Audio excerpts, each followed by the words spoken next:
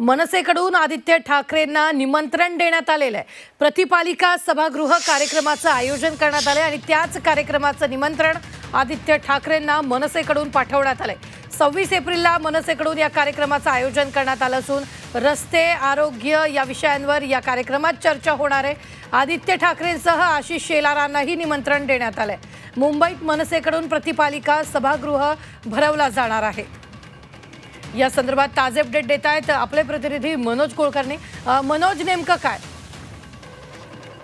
मनसेकडून एक पालिका सभागृह भरवण्यात येणार आहे। गेल्या 3 वर्षापासून मुंबईत महानगरपालिका असेल ती अस्तित्वात नाहीये। जे नगरसेवक आहेत ते त्यांचा कार्यकाळ संपलेला आहे, त्यामुळे प्रशासक बसवलेला आहे आणि त्यामुळे जे विकासाची कामं आहेत ते होण्यास वेळ लागत असल्याचा आरोप सर्वत्र होत आहे आणि यावरच अनुषंगाने मनसेच्या वतीनं सभागृह भरवल्या जाणार आहे आणि त्यासाठी आदित्य ठाकरे असतील, त्याचबरोबर जे उदय सामंत असतील, विविध पक्षाचे जे नेते आहेत त्यांना बोलावण्यात आलेलं आहे।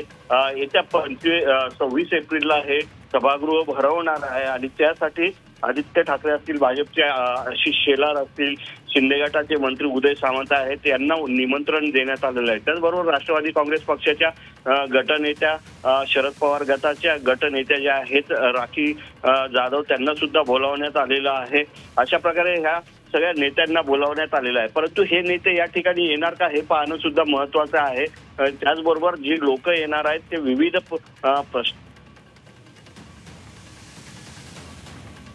निश्चित काही तांत्रिक कारणांमुळे आपला संपर्क मनोज यांच्याशी तुटलेला आहे, मात्र मनसेकडून आदित्य ठाकरेंना हे निमंत्रण देण्यात आलेलं आहे।